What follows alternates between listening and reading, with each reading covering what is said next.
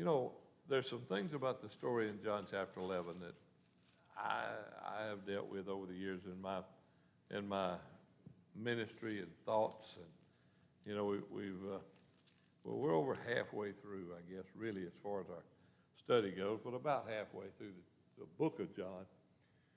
But there's a lot in the book that teaches us a lot about life things. But there's some things in chapter 11 that's kind of hard for us to understand. I know every one of us in this room have heard the story of Lazarus when he died and what happened and some of the things that went through all of that. And so we're going to try to tackle that a little bit tonight to try to hopefully help us not only understand it better, but mainly to help us see through the lesson of Lazarus, but the response of Christ. And why should that be encouraging to us now and give us reasons to look up to the heavens and say, hey, God, everything's going to be all right. If you're flying over a place in an airplane, I know a lot of times when you're coming into a city or town, I remember one time I was flying in a little private plane with some folks from over at Columbus. We had a little business going on in Atlanta. So off we go, we're flying over there, and here we come and all of a sudden, man, I mean, that wind was like crazy. And the problem was it wasn't blowing straight ahead. It was blowing side to side. And so we're coming down, and I could see in the city, the airport, and all that stuff as you're getting down closer and closer to it. And you can just look from up there and just see all kind of stuff going on out there. And you're thinking, wow, you know, this is something else. But as we got close to the airport, now what had happened was, and this has to set it out to make you understand it better, is that when we left Columbus, to the airport in Columbus, we had enough seats if one of us sat in the co-pilot seat. Guess who got that seat? Oh, I was tickled to death.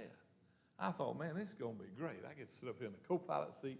I get to see everything before everybody else does. Man, this is going to be good. So guess what happened? When we're coming into Atlanta, all of a sudden that plane's doing this sort of stuff, you know, and I'm like, whoa, now wait a minute, hold on here, Tech. I didn't sign up for this. And that pilot, he's all right, you know, everything's okay. And we get down close to the airstrip. I mean, it's just right there. Just like I'm looking at that aisle, I'm looking at the airstrip. Yeah, we're going to be all right. Everything's fine. And just like that airstrip disappeared. And all I could see in front of us in that plane was pine trees. I'm like, whoa. But just about as quick as that happened, that old boy kicked the rear end around, whipped right back, get down on that airstrip. Man. Now, why I told you all that, things look different from the air, okay? Things look a whole lot different from the air than they do down here on ground level. We've talked about this before in some of our study as well as in some of our preaching lately. We've talked about how there's a lot of different ways to see things and to look at things. And when the pilot is in charge and we trust the pilot, I didn't know this guy from Adam's House Cat, but I knew he had done a good job getting as far as he had. And I trusted him that he's going to get us safely on that airstrip. But when you and I fly through life that way, it's not easy. And sometimes whatever perspective we're looking at things from can be altogether different. And I've talked to you several times about how we need to see things from a higher level. We need to see things from up here rather than down here. The way we have of seeing things, and it's the only thing we've got. But we can see things only from human level, down to earth level. We go back and look at the story of King David in the days of Goliath. You remember when King David, he wasn't king then, he was just a boy, just a kid. And he was a little old shepherd boy that, you know, stayed out with the sheep all day, all night, 24 hours a day, 7 days a week. I mean, that was his job. It was him and the sheep. And David one day was sent to go and take some food or some supplies, something, we don't know exactly what, to his brothers out there who were watching the rest of the soldiers of Israel, scared to death of Goliath. They were scared to death of this great big old tall, scruffy Palestinian who kept coming out in front of them and charging them and making fun of them and mocking them. And old David, he came around where they were and he said, what in the world's going on here? Now, David was on the same ground the Israelite soldiers were. But as they saw this guy coming, all the soldiers were afraid. And old David was able to look at that situation from a different level. Why? Because David had his full faith and trust in God. And he knew that as he faced that old Palestinian, that it wasn't God's will, that that old Palestinian was going to put all these Jewish soldiers over here, including, by the way, old Saul, who was king at that time, had them scared to death, terrified. And old David walked there and said, hey, what is this going on? Who is this uncircumcised Palestinian? I mean, he was really making insults toward him. He said, how could he be delaying the armies of the living God? Well, you know what happened to the rest of that. Old David got his little slingshot. He did everything, just walked right out there and slung that rock out there and killed the dude. Did David do it? No, God did it. You know he did. You know that David slung the rock, but it was God who found the little chink in the armor that put old Goliath down on his face eating dirt. That was God who did that. Habakkuk was another story that you may not be quite as familiar with. Old Habakkuk saw a lot of problems among the Jewish people. He saw a time when the Jews were really, really suffering. There was a lot going on in his day, and he looked at the people, his people, and he looked at them, and here's what he said. He came to a place where he called out to the Lord. Now listen to this prayer, because you and I have prayed a lot like this in our lives. I know I have. Oh, Lord, how long do I have to call on you for help before you answer me? How long, God, will you hold off, not listening to me? I shout out to you in vain, he says. And he said, there's no answer. What's going on? I cry out, help, murder, but no one seems to come to save us. What's going on, God? Must I forever see all this sin and sadness around me? Now, you'll find that story in the book of Habakkuk chapter 12, but Habakkuk was really having a struggle with his faith in God. There was so much going on, so much happening, and old Habakkuk was like Mike Hall. He's on the ground, and he's seeing all this stuff around him. He's seeing all the problems and the trials, and it's like sitting in a traffic jam or in a time when somebody's had a wreck up there somewhere on the highway, and all you can see in front of you is cars for it looks like miles ahead of you, and you might move, an inch every 5 minutes, and you're looking at that and you're thinking, well, God, how long are we going to sit here? I've got a doctor's appointment. I got to get there. Or I'm on a trip to the mountains, and I'm sitting here, and I need to get there. I'm ready to go. Well, if you could just climb up in a little tree, or you could get up on one of them little old things they fly over you in and have a camera with, you could maybe see. Right up there just in front of you, somewhere not too far away.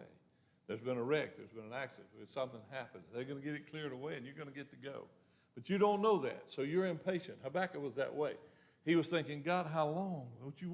Won't you listen to me? Now, I want you to hear what Habakkuk said in the last part of his book, at the very end of the book in chapter 3. He said, though the fig tree shall not blossom, though there be no fruit on the vines, the produce of the olive fail, and the fields yield no food, and the flocks be cut off from the fold, and there be no herd in the stalls. Habakkuk said, yet will I rejoice in the Lord. I will take joy in the Lord of my salvation. You think Habakkuk hadn't learned something from the beginning of the book to the end of the book, from chapter 1 of the book to the final chapter in his book when he's writing and telling them what he has learned? Habakkuk was like you and me.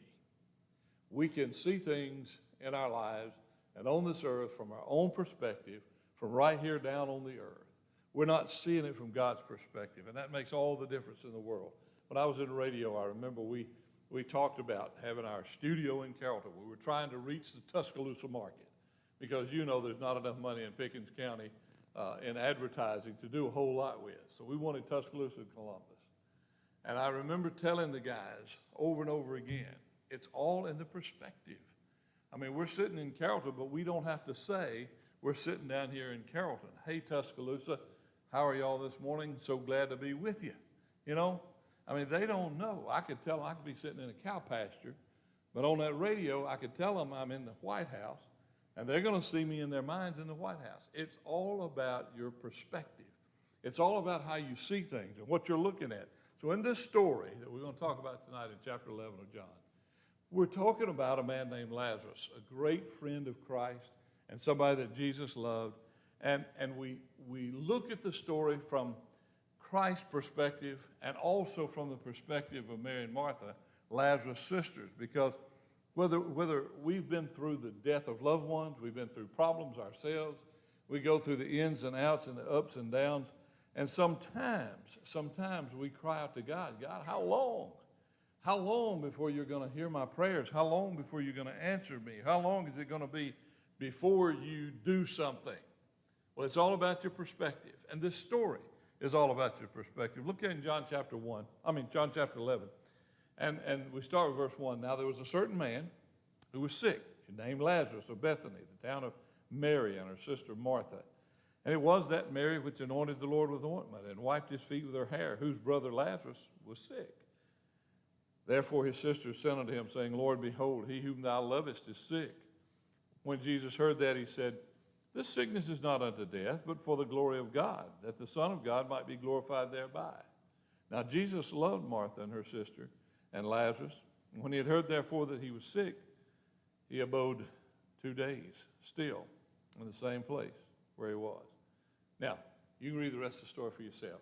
We're going to go through here and we might pick up some of it. But listen to what's going on here.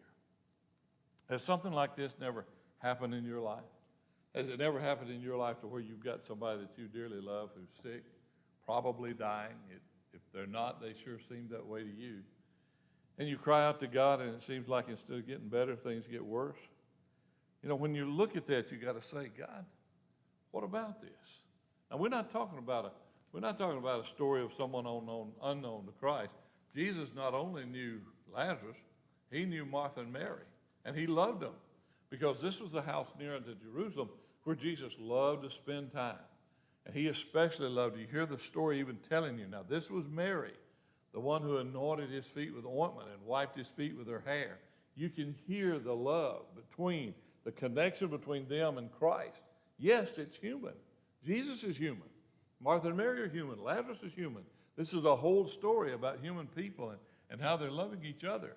And it's a great story if you see it from the times when Jesus would come into Jerusalem and he would stay in the home of Martha and Mary and Lazarus. It was a place where he could put his feet up and he could relax and he could just be himself. Now, I can tell you from a pastor's perspective, there's not a lot of places where you can do that. And I thank God that there are homes that you can go into and you can just relax and be yourself. You don't have to worry about what everybody around you is thinking or doing or talking about. Jesus didn't have to worry about whether or not there was going to be some not Palestinians, but whether there was going to be some of those Jewish people who were there who wanted to kill him, whether there was going to be someone who wanted to take him out and just waiting for him to make the wrong statement or say the wrong things. He could go to their house and they would love him and they would feed him. And they would give him a place to sleep and comfort. And so here's Jesus. Here's Jesus in Jerusalem. In Jerusalem. And here he is preaching to these folks and teaching to these folks. And here comes Mary and Martha with bad news. What are we going to do? Lazarus is sick, and it's sick that he's going to die. That young man, she said, that you love. Now, the word for love here, this is important. The word for love here that she used in the Greek really meant friend. It meant a love like a friend has for another friend. They were saying to Jesus, Jesus, your friend, your good friend Lazarus is dying. He's sick. And I know that you've come. And if you'll come there, we know that he won't die. And when Jesus saw that, when he heard that, did he jump on the first horse he could find and just go flying fast as he could? No. What did he do? When Jesus heard that, it says there in verse 5, it says, Now Jesus loved Martha and her sister and Lazarus. When he had heard, therefore, that he was sick, he stayed 2 more days, still in the same place where he was. Jesus, come on now. But now listen, the reason that's important, the word that she used was the word that meant friend. The word Jesus used was the word agape. Agape is not a friend love. Agape is a deeper heart love. It's a love that you're willing to give your life for that person. It's someone who is not just a friend. It's someone who was so much deeper than that unstoppable, highest kind of love, the love that you save for just those special group of folks. And Jesus is making it plain. Jesus loved Martha. He loved Mary. But he also loved Lazarus just that way, that he would have died for them not to be going through all of this. But does he jump up and run? Does he try to get where Lazarus is right now as quick as he can? Does he go steal a horse and steal a buggy and try to, let's go flying, let's get there? No, he stayed 2 more days. He kept on preaching, doing what he was doing. Now, from a human perspective, from ground level where you and I are, that don't make sense.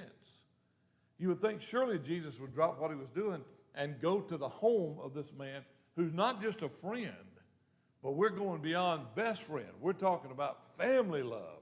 We're talking about deep, heartfelt love. Think about how old Joseph must have felt when his brothers took him, threw him in that pit, and then wound up selling him into slavery. Think how he must have felt when the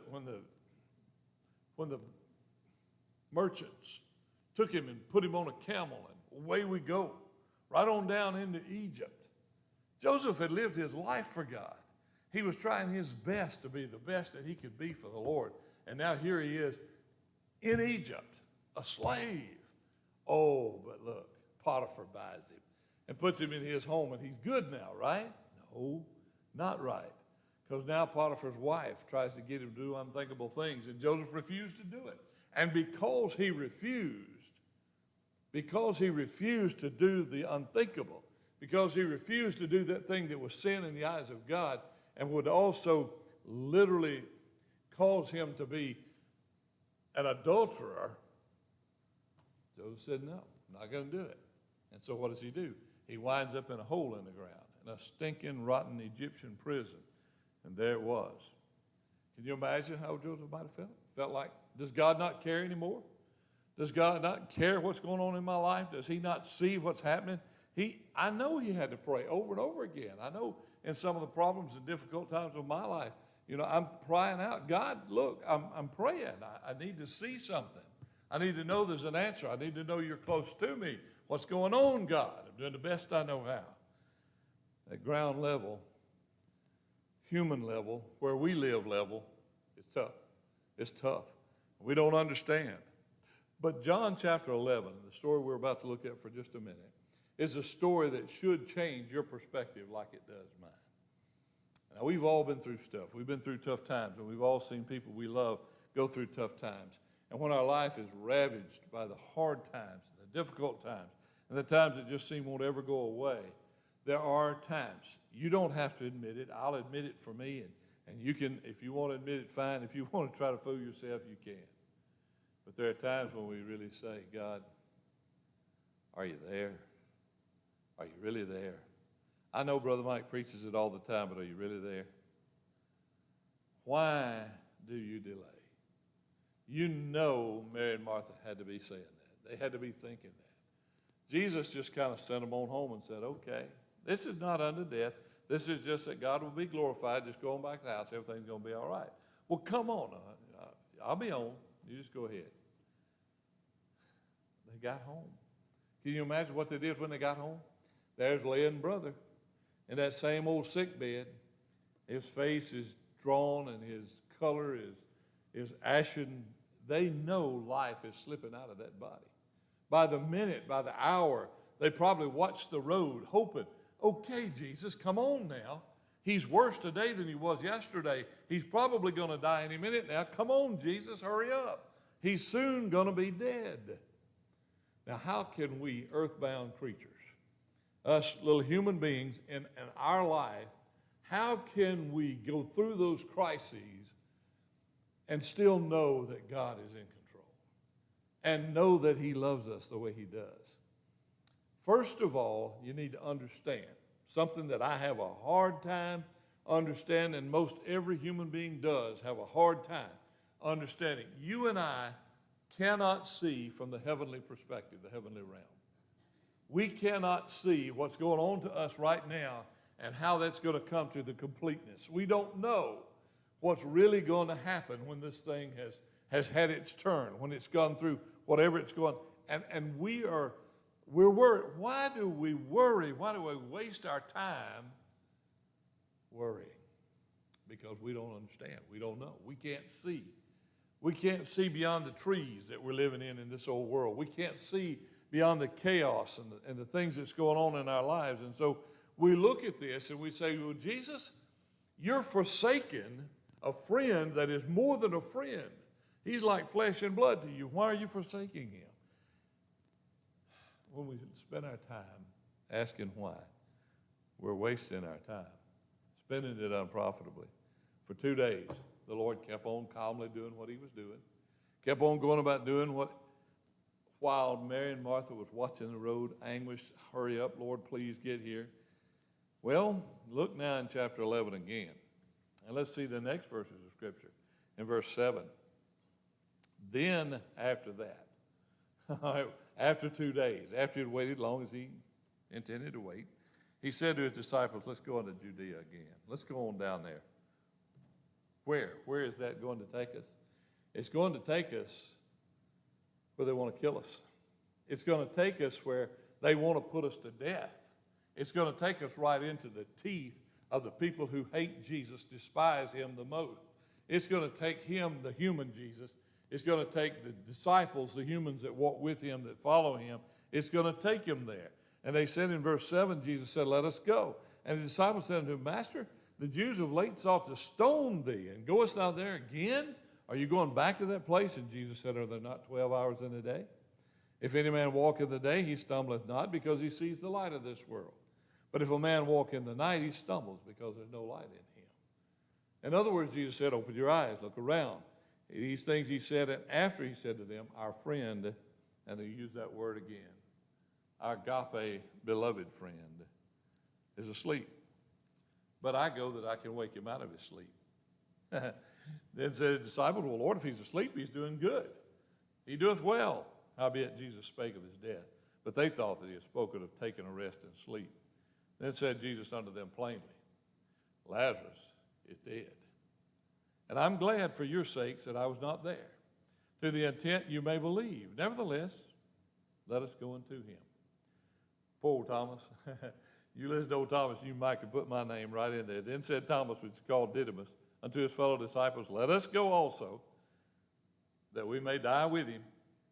Old hard head's going to go down there anyway. So let's just go ahead and put on our grave clothes, and we'll just walk on down there with Jesus so they can kill us. Because they're going to kill him. We'll die with him. We'll go on down there. When Jesus came, he found that not only was he dead, but he had been in the grave for 4 days. You know, there's so many things going on in this story that we could do this for 2 hours or 3 or more, and we may finish the story tonight, we may not. But here it is at this point in time when old Thomas, you got to love him, because he's saying, well, I know we're going down there, we're going to die, all of us. So let's just go ahead and go on down there with him and die, because here's what it's going to be. Are you going there again? Why are you going to go there again? We're going to go down there and get killed? Is that all right with you? Well, Lazarus was dead. Lazarus not only dead, he was in the grave, had been there for 4 days, and his sisters, Mary and Martha, were the ones who had wrapped him up in the grave clothes, had prepared him to be put in the grave, had been preparing him to put him in his traveling dress, as they called it in those days. It was sort of a gown that they put him in, and then they wrapped him with the spices and the perfumes, and the stuff would try to help all they could, as the body would stink so bad, and they would wrap it and wrap it and wrap it. At the grave during the funeral, they would go to the grave site.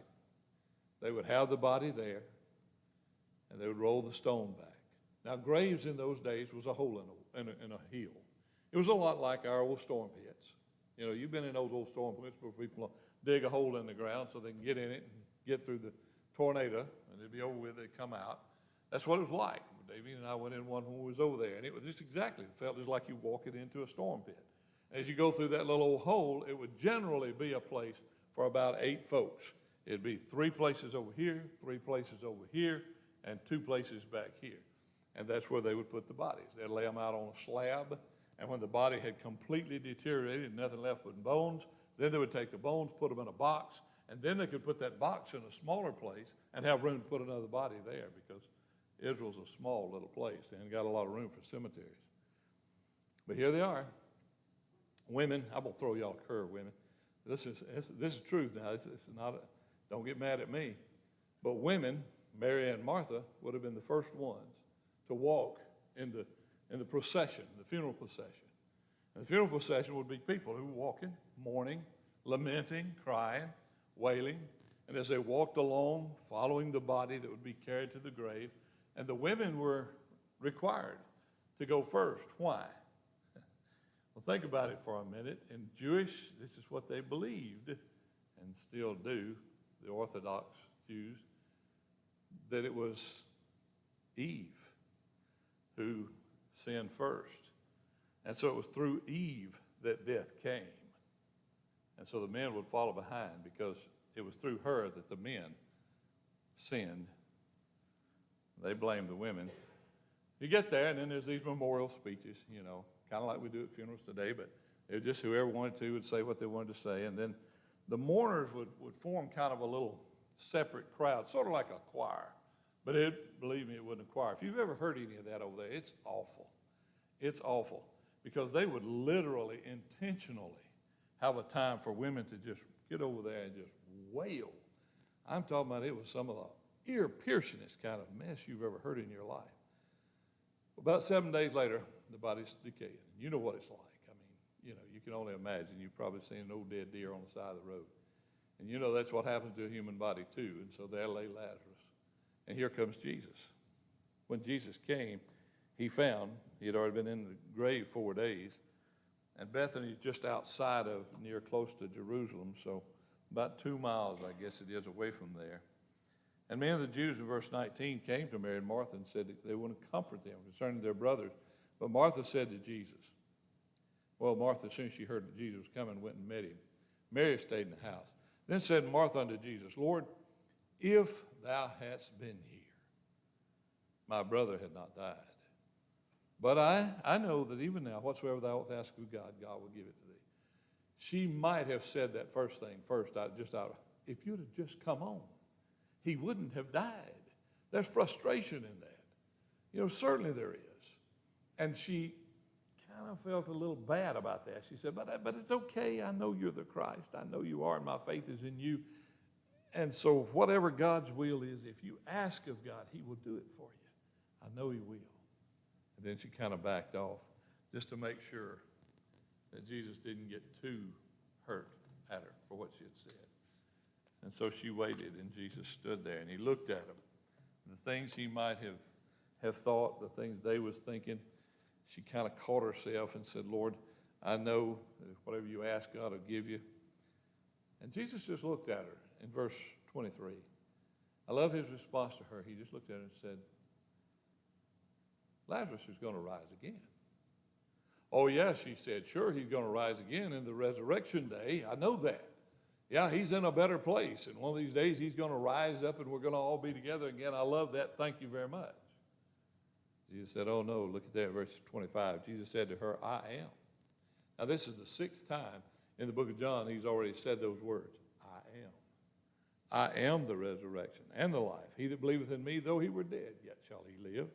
And whosoever liveth and believeth in me shall never die. Believest thou this? She said to him, yes, Lord, I believe that thou art the Christ, the Son of God, which should come into the world. And when she had so said, she went her way and called Mary, her sister, secretly, saying, the master is come and calls for you. And of course, she quickly rose and went to him and so forth. But let's look at what she was really saying. And look at what you're saying in your life, like I am in mine. Yes, we call on God in frustration. We're hurting. We're sick. Our friends are hurting, maybe dying. Somebody we love is just in the last throes of death. And you want to say, well, I know he's going to be in a better place. I know he's, all of that sounds so hollow. As a pastor, sometimes what else do you say? And yet, Jesus said it too. And one of these days, we're going to all rise up and be together again. But that kind of has a hollow feeling to someone who's just watched someone they love die. But now listen, Jesus is going to pick them up. He's going to pick them up from ground level. He's going to pick them up from where we are now, and he's going to set them up to where they can see from a heavenly realm, at least temporarily. And she said, come on here. Jesus is calling for you. Come on, Mary. Jesus is calling for you. He wants to see you. And so they met. And then in verse 32, when Mary was come where Jesus was and saw him, she fell at his feet. And she said, Lord, if I had been here, my brother wouldn't have died.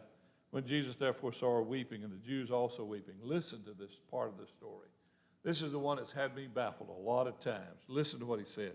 Jesus therefore saw her weeping, and the Jews also weeping. That meant that the crowds of mourners were still there, still wailing and weeping. And he groaned in the spirit and was troubled. Now, if you read that in the Greek, and I'm not a Greek scholar, but I got this little old book and I sometimes look at it. Do you know what it literally says in the Greek? It says that Jesus literally groaned. Now, what does that mean? Well, no. The word that was used there was the same word as like a horse that would snort. I mean, just a responsive, reflexive kind of groan.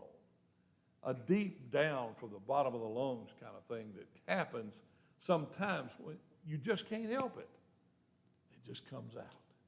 And it did to Jesus. Was it because Lazarus had died? No, Jesus knew Lazarus was dead.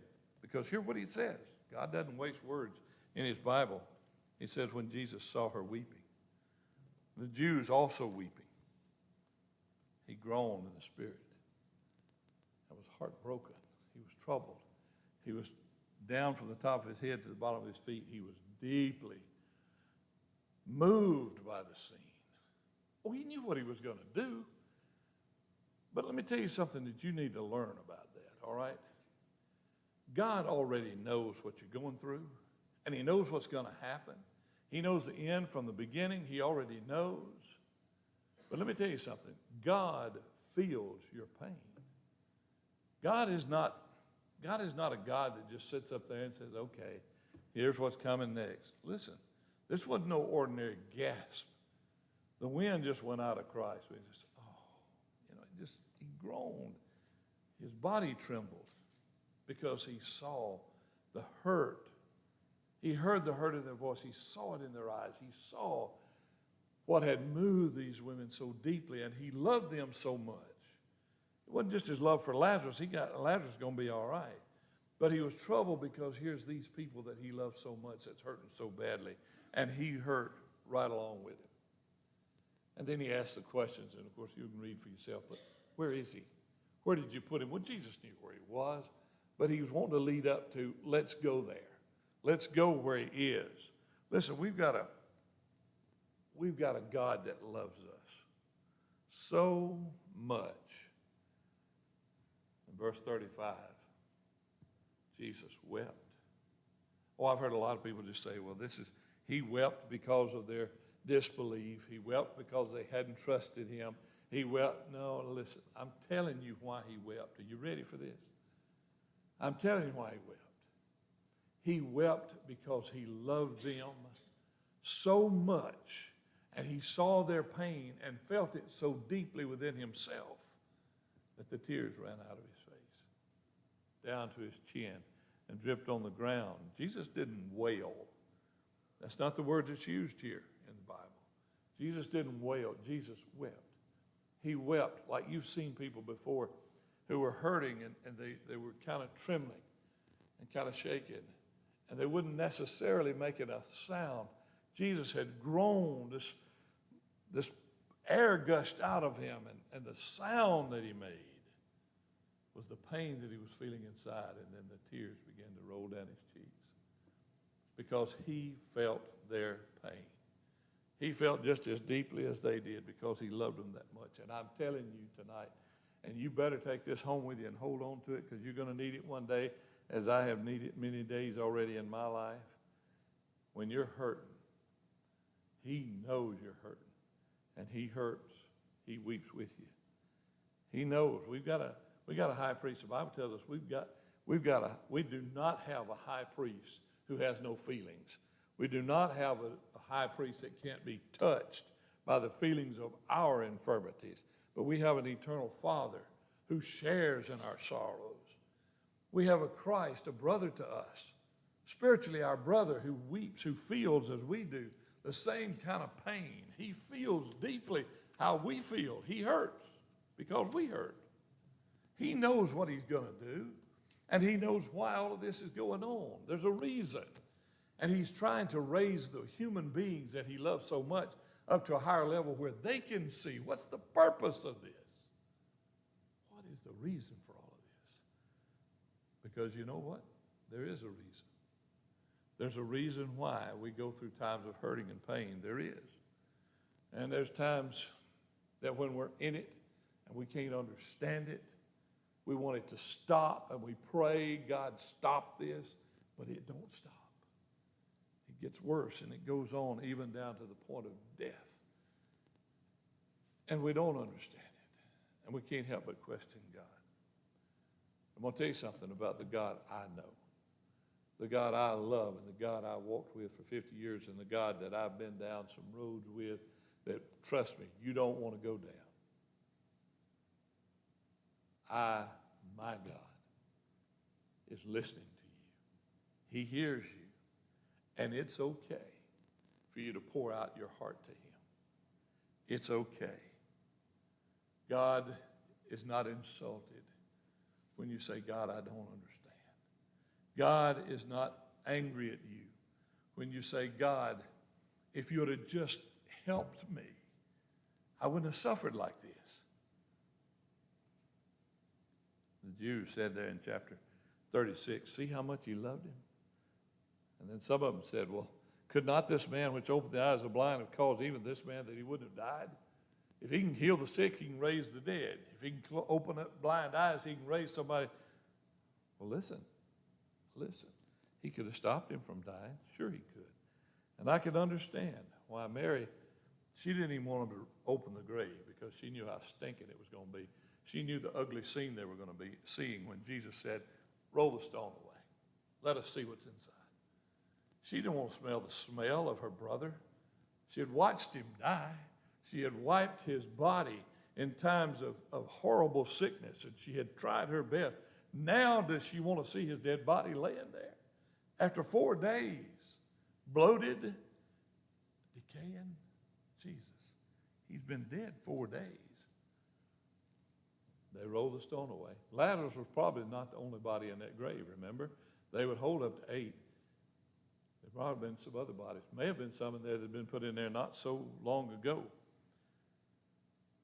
And suddenly Jesus, looking at that scene, the stone rolled away, the stinking, bloated body of Lazarus, his friend that he loved more than life, laying there.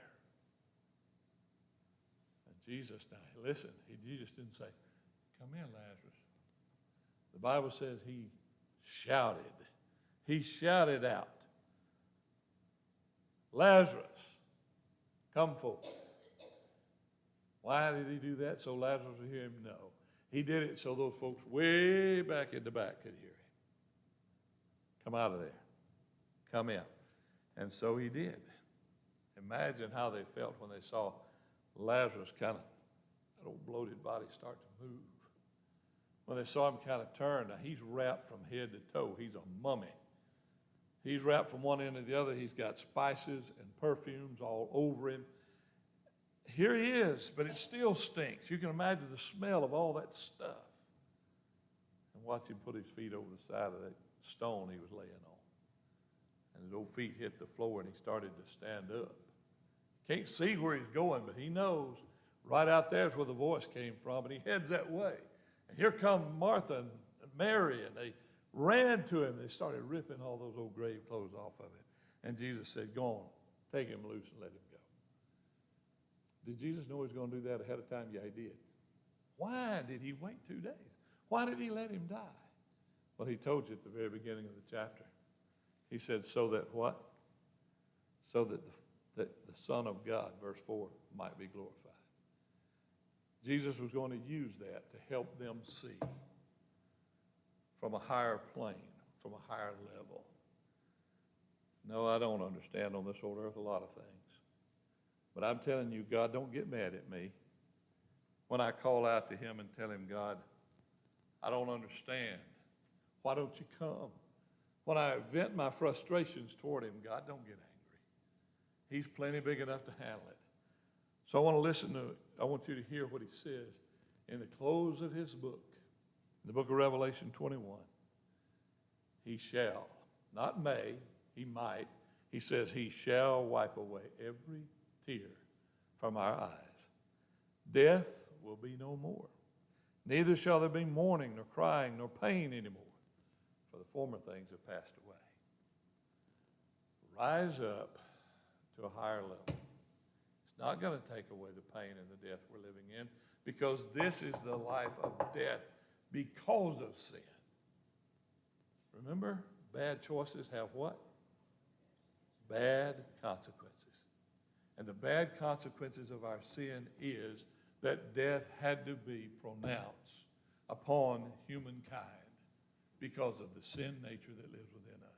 But Jesus knows he came and he died our death so that we wouldn't have to be separated from God, so that we would live. Oh yeah, this body is one day going to die. And when it does, Jesus, listen, he enters into our sorrows. He hurts like we hurt. He cries when we cry because he feels our pain. He weeps just as he wept with these sisters. But he delivers like only God can deliver. What's your perspective? Where are you? Let's rise up. Let's look. Because if you get high enough, and you look high enough, you'll see the Christ Jesus, our brother, the one who died for us, sitting there at the right hand of the Father. He's mine. He's mine. I got this. Let's stand. I wish somehow I could help us all understand that story. It's such a beautiful picture. Let God speak to you, because he can show you better than I can what he wants you to know from all of this. Hunter, would you dismiss us with a word of prayer, son?